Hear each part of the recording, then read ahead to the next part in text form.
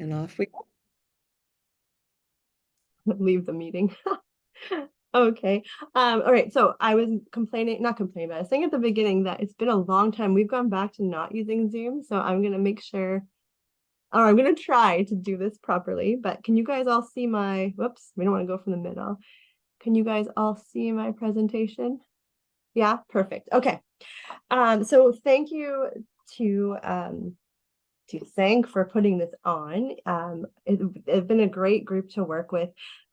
Being in Saskatchewan and trying to create something that's national and being a relatively unknown place in Saskatchewan and also in Canada, it's been kind of challenging. So Sync has really helped us get this program off the ground and kind of getting it out there to people.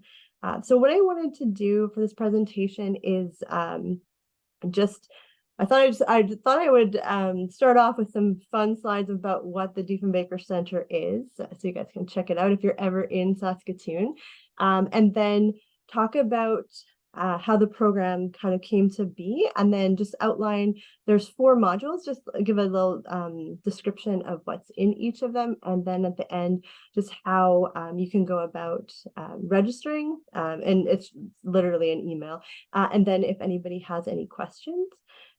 But if anyone has any questions, I tend to just ignore the people on the side. So if you do have a question, try and stop me so I don't just, railway through this. But let's get started. So the program that we came up with is called Engaged Citizenship, Exploring Pathways to Leadership. And the Diefenbaker Centre is on the University of Saskatchewan campus. And we are in the Diefenbaker building with Johnson Shoyoma, which is the Graduate School of Public Policy. And so we kind of fit under them. And so this program is a bit of a partnership between the two of us. But for the webinar, what I thought is I would just introduce the Diefenbaker Centre.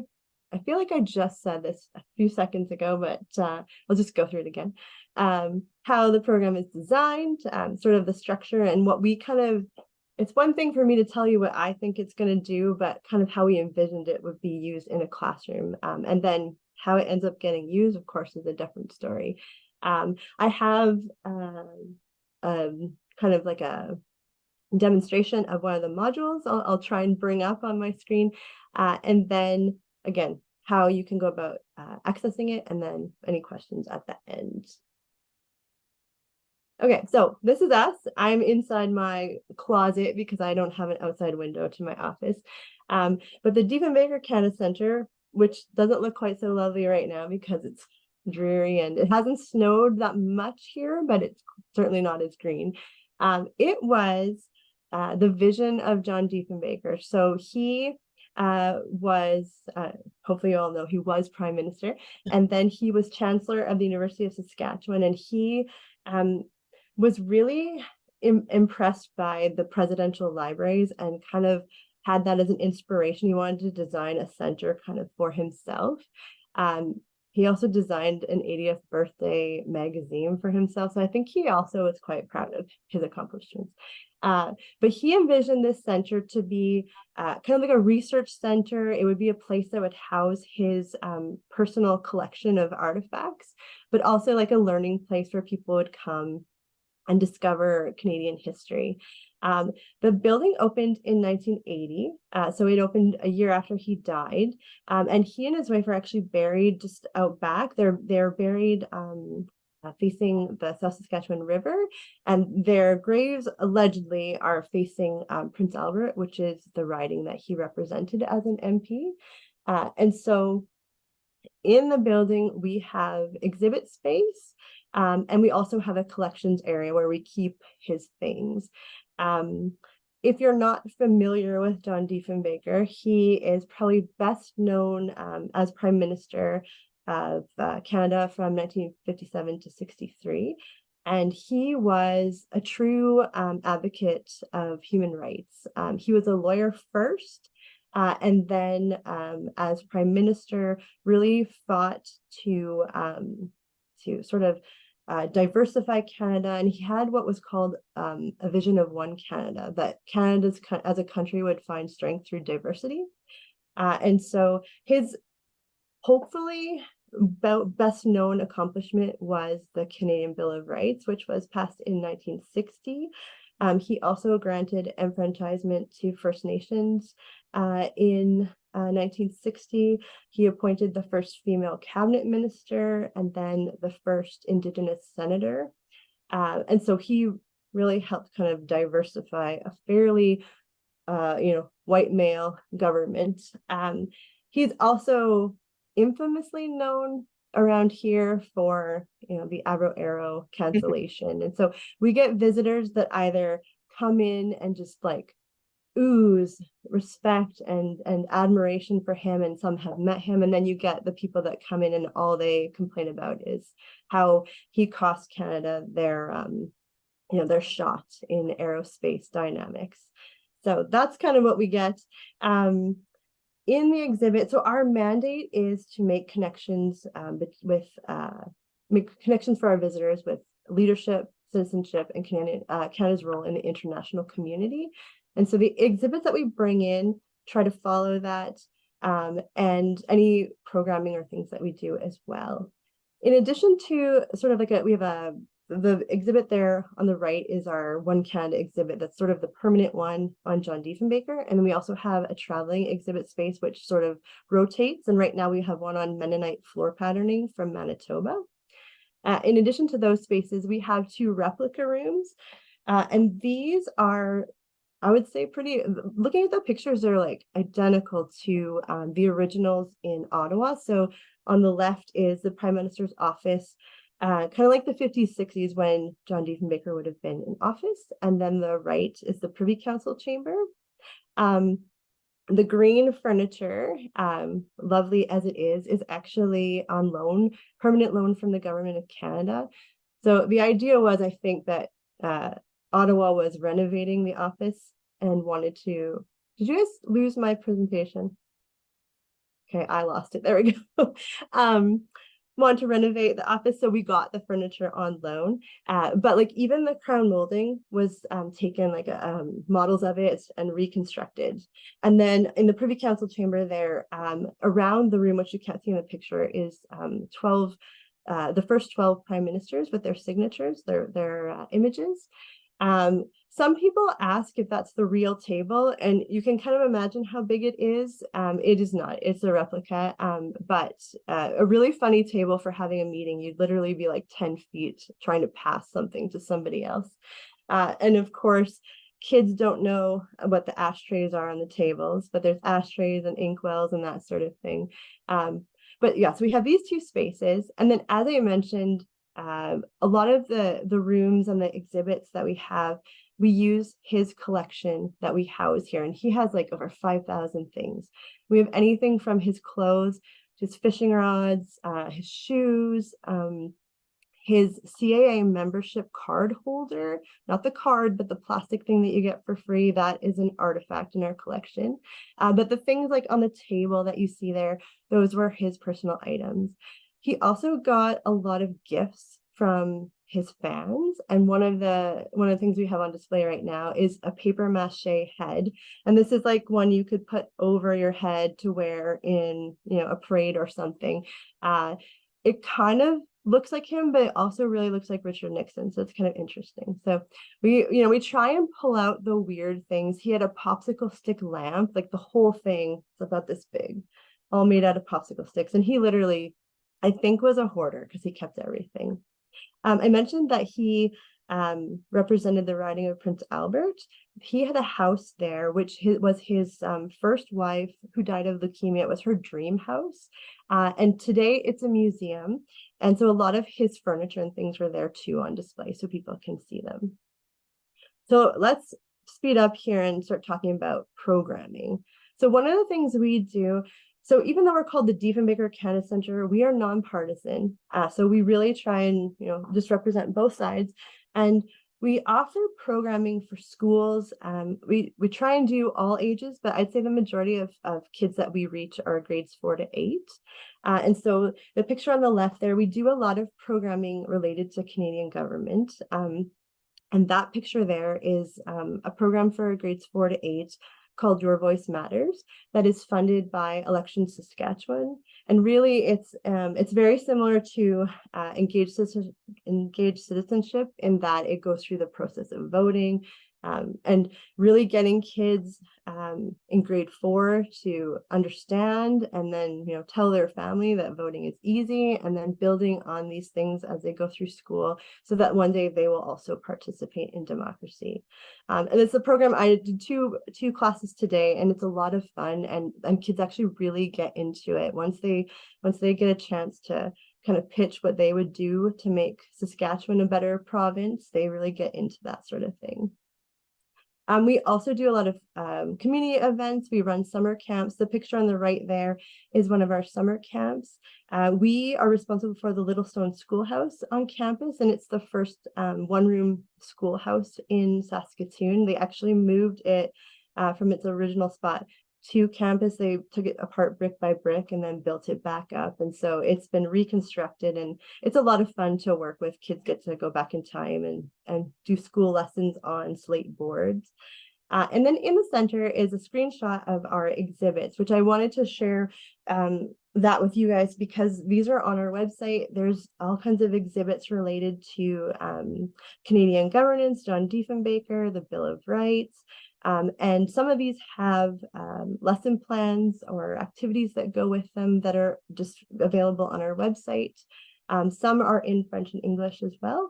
But the other thing I wanted to mention, and now I'm getting to the point of this webinar, is that COVID really, for us, it kind of eliminated all of the in-person interaction, and we were able to kind of switch focus and work more with our online content. And so a lot of the exhibits we've had, they're new because we were working, but we had no one to talk to or to bring to the building. And so we spent a lot of time kind of revising what we had, creating new exhibits. And we also took that Your Voice Matters program and converted it into an online program so that we could still offer it to teachers. And it was offered as sort of something that a teacher could lead, but also that we could lead for them virtually. And the point of that is that the online program and the online exhibits that we've created, we were introduced to a new program called Rise 360, which is kind of like an online course building application. And everything sort of lives online.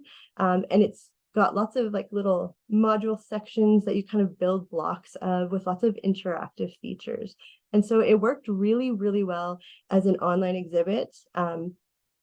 I find it far more engaging than our sort of traditional exhibits where you just kind of scroll through information.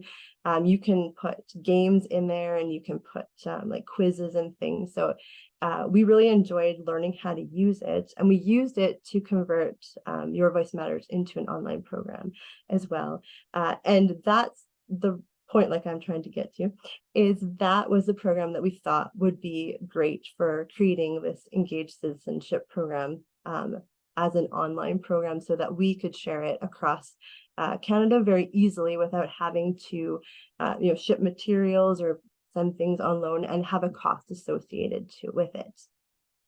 So the program itself, let's now talk about Engaged Citizenship.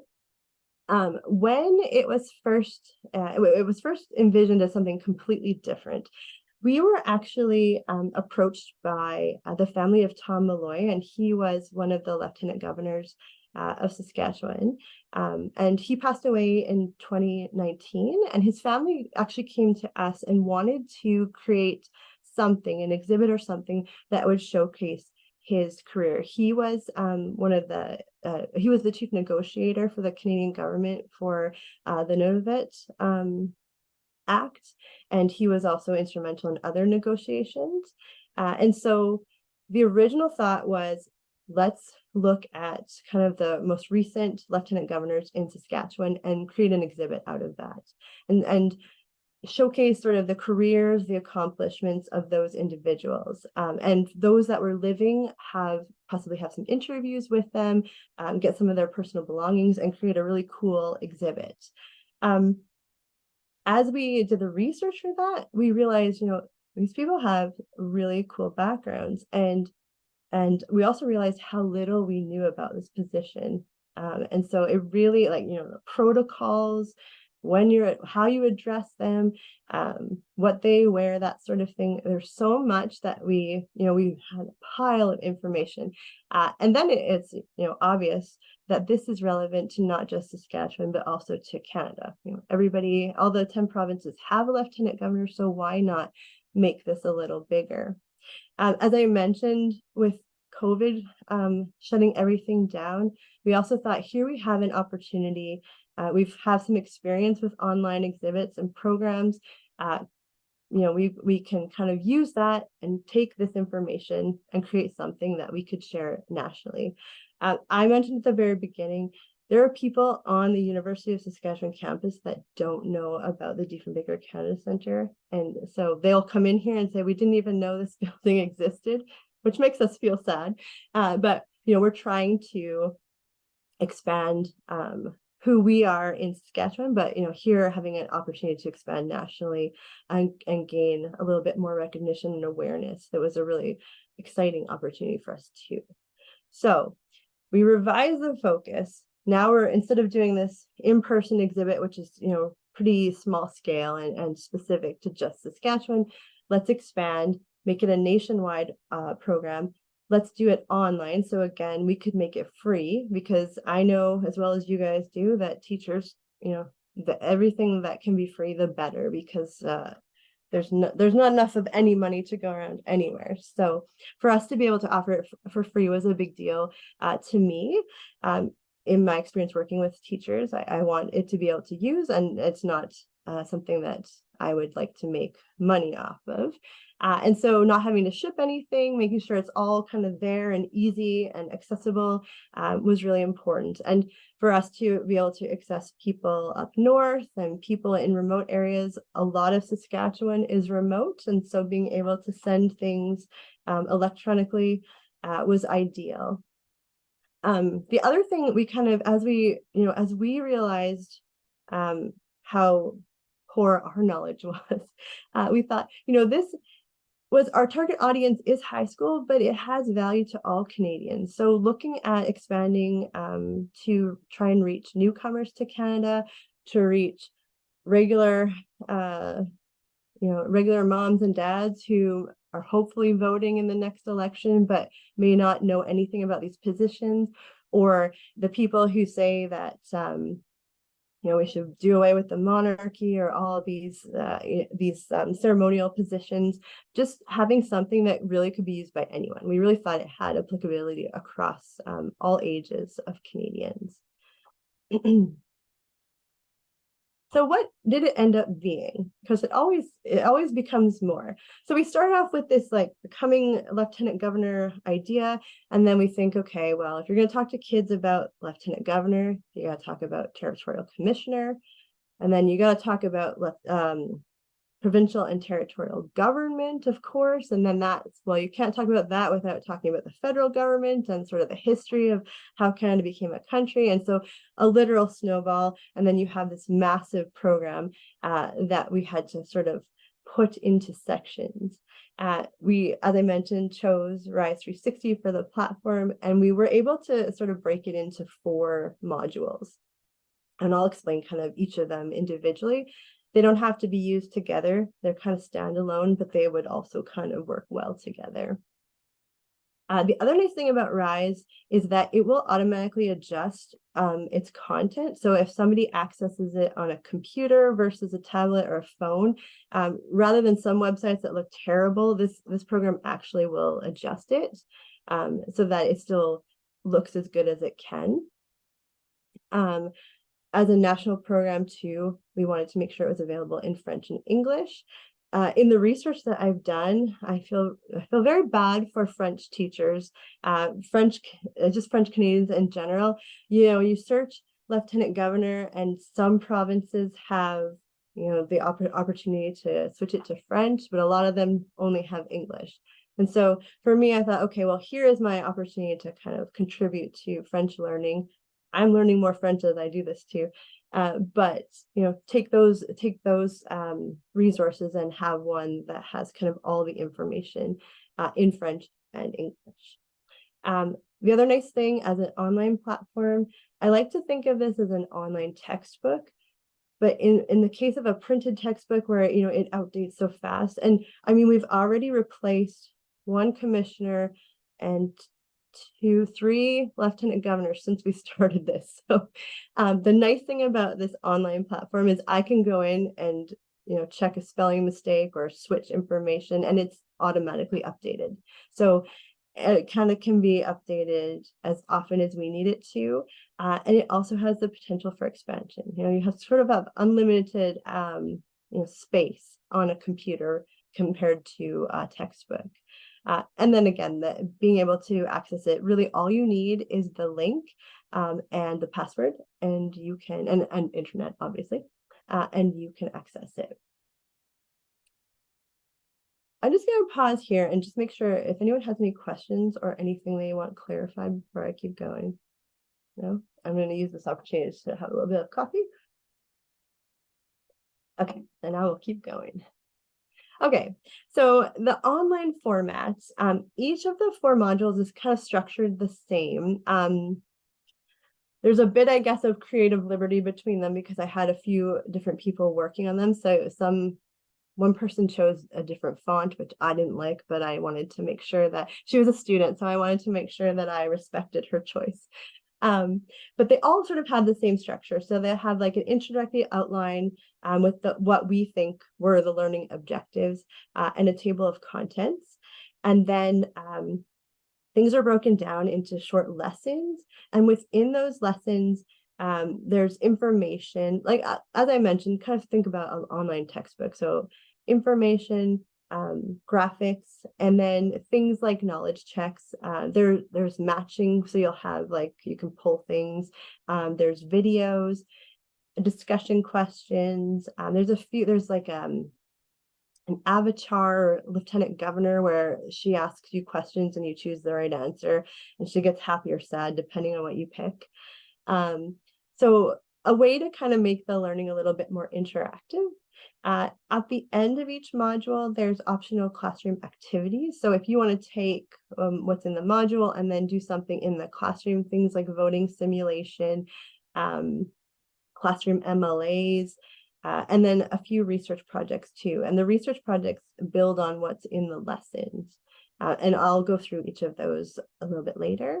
At the end of the module, we've included a quiz, and they're not there now, but I'm hoping to include also a PDF of the quiz if you actually wanted to print them and use them as an assessment tool. But the quiz itself, you have multiple choice, there's some matching ones, and then it gives you the score at the end. And the last there is a vocabulary list. And so we've tried to go through and anything that's sort of in red is a vocabulary word that's at the end. So things that we thought might need a little bit more description. And so each of those modules has this general format.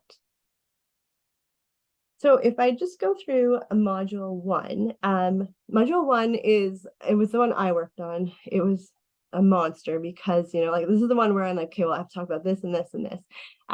So I'm hoping actually to go through and weed it out a bit because there's a lot there, but I think it's important. So that's the way it went. System of government, throw in some federal government, but this really focused on provincial and territorial government because we were looking at the lieutenant governors.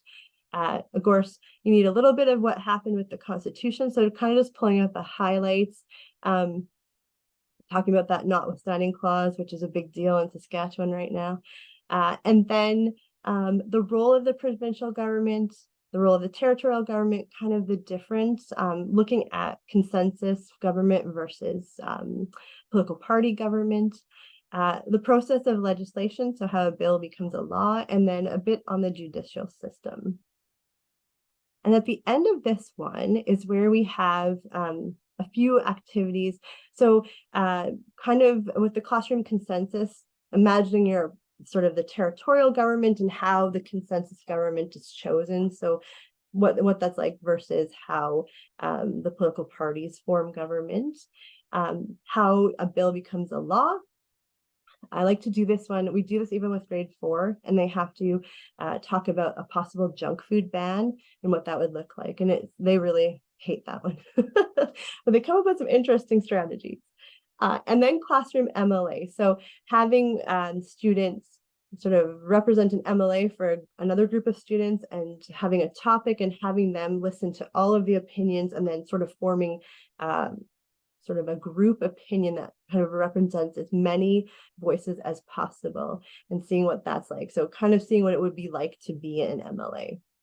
Okay, this is where I'm going to show you module 1, and hopefully, oops, let's see, if I go back. I'm wondering if it might not let me. Oh, it will let me. I just didn't push the right button. Here we go. So this is, if you were to have the link and the password, this is what it would look like. For some reason, they call them exhibits, but you would just click here. So, Kristen, what we're seeing is the slide still. We're not seeing your presentation. Oh, shoot. Thank you for telling me that. Yeah. Let me see if I stop sharing and then I share the other one. You see it now? Yes. Yeah. Okay, perfect. I'm learning again. So this is what it looks like. I'll just go back and show you what I did. So this is what you would get when you open up module 1. So you would enter the exhibit, and then it has, and actually I'll just go back, because this, if you scroll down, this is where I was saying, like, it has sort of what you're meant to do with this module, the outcomes, and then the table of contents down there. And I apologize if I scroll too fast. Try to do it slow. So when you enter, it starts with the land acknowledgement. This one was tricky because it was a land acknowledgement for all of Canada based in Saskatchewan and on an online platform. So I give it a lot of thought on what we were trying to say. But the menu on the left here shows you the different sections. And so you can click on any of the sections, and then there's this little circle. It will show you as you go through how much of the module, or sorry, of the section you have done. So if I click on system of government, it'll open that. And then as you go through, you can see it's starting to go red up there, and it shows you how much you've done. So things like you can click the cards. So there's questions and things you can click. Sometimes there's a continue bar, just so that you can kind of pause, so that a student would have to kind of stop here, then click. So hopefully they've figured out that the answer was democracy, and then it goes into this. So again, information, some drop-down stuff to read through, pictures that fly in. And then I did want to show you constitutional monarchy.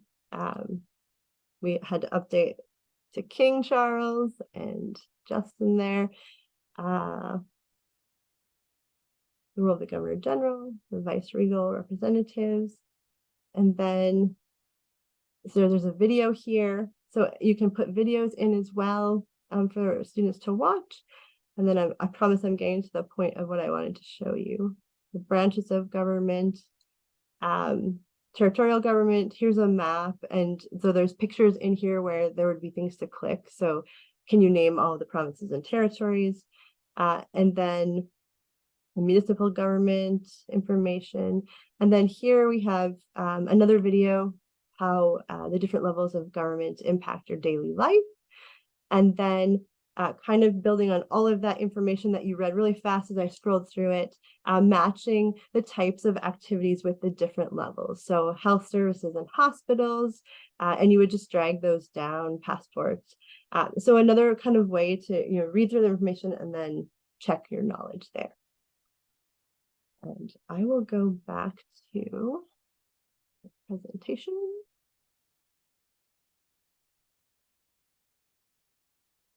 Okay. Yeah. Okay. There we go. All right, back on track. In module 2, this is the one that's devoted solely to the role of Lieutenant Governor and Territorial Commissioner. When we were putting this together, it was also the Queen's Jubilee. So we thought it was also a really kind of good tie-in to highlight this position. And so what exactly it is, the history of the roles, how it has changed over time. So what it was like originally and what it's like today, their duties, responsibilities, the interesting protocols they have. And then we went through and put together biographic information for the current representatives. And we also had an opportunity to gather questions from high school students, and we're able to invite, we have 5 right now, and there will be a 6th. We have 5 lieutenant governors and 1 commissioner who actually did an interview for us that we recorded, or they recorded, and we will be including in this program. And so they answered basic questions like, how did you feel when you were chosen? And what's your day-to-day life like? And I do have one video. I'm just going to show you a snippet of it in a second. But the other thing that we wanted to include was a historic timeline of how the individuals who've had this role have changed over time. And it's a really good eye-opener of how it has not been very diverse until like the last 10 years. And now it's, it's crazy diversity. So it's actually quite nice to see. But you go through like these paintings and pictures of old white guys, and then suddenly there's all these really nice new individuals that have really changed the face of the role. So this next slide here, this is the interview we have with Russ Mearcy, who is the Lieutenant Governor of, can you guys hear it? Yeah. So we're not hearing it. You're not hearing it? Nope. We can see it though. Okay. Well, I'm not sure, because I can hear it. Let me try again. Still no? No, and isn't that funny that you can hear it and yet it's not even coming over your microphone? Yeah. Okay, well, you'll just have to take my word for it. And I will, this is a ploy to get you to register for the program. But what he's saying is that he was super surprised. And that's what's really funny. We had a range of questions, and we kind of let them choose what they wanted to answer from the questions. And the ones that have chosen to answer, how did you feel when you became a lieutenant governor or commissioner? They've all been very humbled. It's actually quite interesting and really nice. These videos were meant to be sort of down to earth. They're all fancy, right? They're in their nice clothes and they're super nice offices on like my closet here. But yeah, I'm sorry you can't hear it. But like I said, it's definitely worth registering to, just so you can watch these videos. I'm just going to keep going because I think I'm pretty close. Yeah, I wanted to give time for you guys to see at the end to answer questions. Okay, now it won't let me leave this video. There we go. Okay, at the end of module 2, so on the right there is like some of the biographic cards. We kind of made like these lieutenant governor playing cards that have some facts.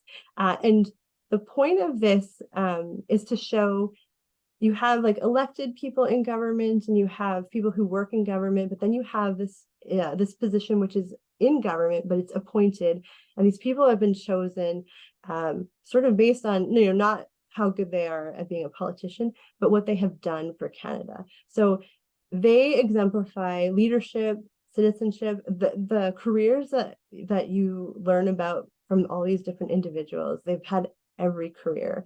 Russell Mearcy was a member of the police service in Saskatchewan. And so this second module is really allowing people to see that what you do for Canada, what you do for your communities is important. And a lot of, I find a lot of high school age kids are really passionate about the environment, about giving back, about getting involved. And so this is showing them that there's a reward for your hard work, and that you don't have to be elected to contribute to Canada's government. And so this project at the end, once you've gone through and learned all about the position and maybe learned a little bit about the individuals, is for them to pick one either current or past representative that they want to do a little research project about. and kind of talking about, what made them, why do you think they were chosen? What made them an ideal candidate to represent the province or their territory? They represent the monarch. So, what is something that's important about that? Why do you think this person was chosen? And they have a lot of responsibilities. They do a lot of public engagement. It's based on sort of just learning about their day-to-day schedules, it sounds like a terrible, daunting task to visit and give medals and be out in the public all the time, but they do a wonderful job of it. So part one, pick one person, past or present, and learn a little bit about what they've done, or and share with your classmates, why are these individuals so important? And then part two, if you could pick somebody in your community, your province, your city, who would it be? And how did they represent leadership and citizenship to you? So that was kind of the end for module 2 there. This is probably module 3 is where I've probably learned the most. I've learned a lot for everything, but there's a lot of questions I have about public policy. And even though the public policy graduate school is just down the hall, it's a big topic, but one that I think students would find very interesting. And there's lots of careers in public policy. So it's a good one to get kids and students involved in, or thinking about if they would like to be in government, but not necessarily be an MLA or an elected individual. So this module goes through, it defines what public policy is, it compares policies and laws, and then it goes through in pretty good detail what the process of public policy is, how it goes from an idea through sort of the research phase and development into being used and then evaluated. There's some sections that look through different types of policy in Canada, and then what are some career options? So if you're interested in public policy, sort of like what kind of university education you need, and then also looking at careers in the public service. For this one, the end project, so in the module itself, it kind of has sort of like an initial exercise that looks through each of the different steps of the public policy development process. So it gives them a bit of a trial run of each of those steps. And then the final project is to create their own public policy. So going through step by step of how it becomes kind of like an idea, so an issue, and doing the research. So the agenda setting process, then formulation. So you've chosen your idea, you've got your research, getting support. So is this an issue that's worth pursuing? Learning to reach out to people in an elevator pitch kind of situation where you want to, give them short bits of information, but ones that are going to grab their attention. So they talk about the triggering effect, how your issue has to be something that really grabs people's attention to get a lot of sort of momentum behind it. And then policy adoption. So from the choices or possible ways it could go, picking the one that's going to work the best, and then not necessarily really implementing it for real, but thinking about if it was implemented and how you would evaluate it, but kind of pitching your policy to the class and having them sort of evaluate what you have. And so this was designed that it could be a high school project, something like a policy for a school, for a community, or it could go even bigger. And it's really kind of just sort of the structure that students could then build their idea on. And the last one, which I think there's a lot out there on this, but getting involved. So the obvious thing that we always talk about is getting involved by voting, but also thinking about the Charter of Rights and Freedoms, making sure that students know what their rights and freedoms are, and that they're very important and protected under the Constitution. So looking at freedom of expression and doing it in a fun way by kind of talking about freedom of the media, but then through political cartoons, and then modern cartoons, which are memes, obviously, and then how to navigate some information. What does it mean to be left and right? What is bias in the media? fake news, what does it mean to be partisan, and then civic literacy and active engagement. I really love, we do this meme activity here in person, and I really love it. Kids really love it. I wish that kids and would have the patience and maybe the creativity to draw political cartoons, but memes are a good, quick fix. And so we talk a lot about freedom of expression, and here's a couple really old political memes. So the one on the left at the top there, John Bengo, who was a political cartoonist, and then the French one, Jean-Baptiste Coté, who had very negative views of Confederation for the French Canadians. And then we use memes to kind of get kids interested in making fun of politics in school and that sort of thing. But we have freedom of expression activity, a voting simulation, which really just goes through the process of voting for students. And how do you get access? So as I mentioned, the program is free. Literally, all we're asking is that you email and say you would like the program, so that we can ask you where you are, so that we have some statistics to say to our funder, Government of Canada. We have schools across the country that are using this. So we're just collecting the information for statistics for our reporting purposes, but then it would be a series of web links. Each program module has its own link, and they will all have the same password. I haven't figured out what it will be. It will probably be like Citizen 2023, something like that. And then once you have the link and the password, you can share it with students. It's yours to use, unlimited access. I feel like we'll probably have it available till the end of June, so that in the summertime we would have an opportunity to update it, so that you're not using it and things are changing while you're using it.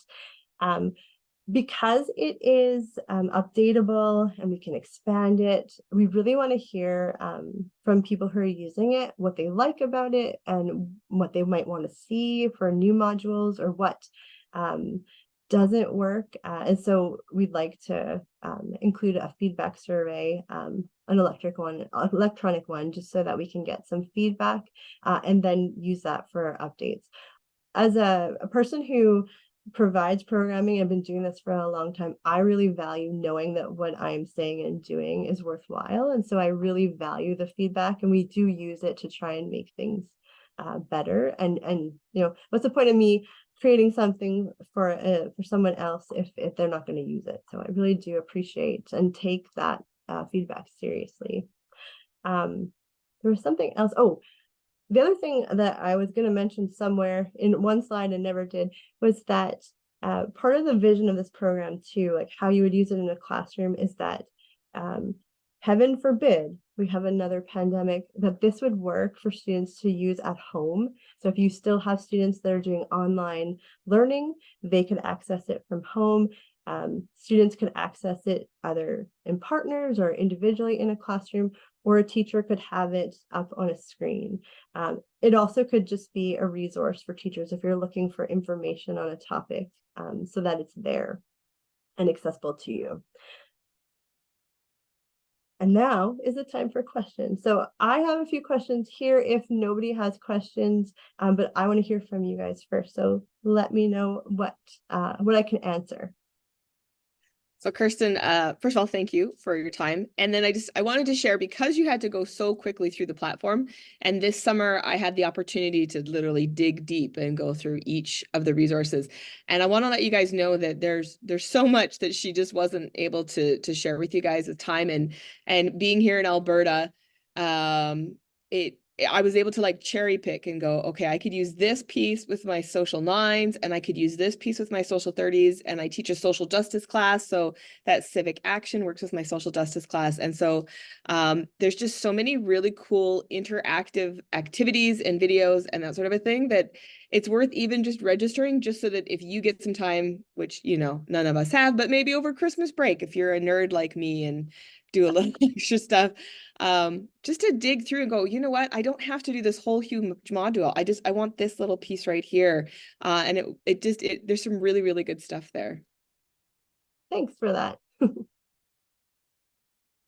Yeah, I think that answered my question. Mine was going to be about if they were reliant upon each other, if we could pick and choose which unit or module to use. Yeah, I like when we were going through and doing the sections, I would say the public policy one you probably would want to do, it kind of flows, but the other ones, like you could do a section, like one lesson, and you certainly don't have to do all 4 modules if you're only interested in one or the other.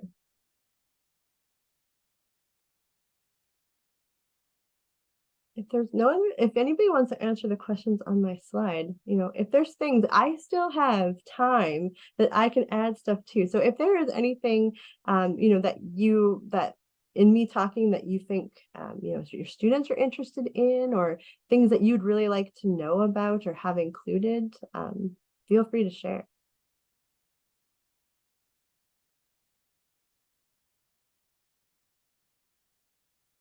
Wow. You can always email me your questions or your comments when you register. But thank you very much. I really appreciate that you guys took your time to come and hear about this program. We've been working on it now for about a year and a bit, and I'm really happy at how much I learned, because I'll admit it was a lot that I learned. So it's been really good for me. But I hope that you'll at least just register so you can check it out. Yeah, Oops. absolutely. I'm sorry, I accidentally turned my camera off. So the information to register, that's right on the website, or will we be emailed that? I Yeah, can you know what? Sorry, go ahead. You answer. Yeah, so what I'll do is I'll actually do kind of a mass email with the same one that I gave you guys for the Zoom link. Because it's just you're going to, and I'll make sure I've got it right, Kirsten, that you'll email the dief.center@usask.ca, and you would like the province, the school, the grade, and the number of students.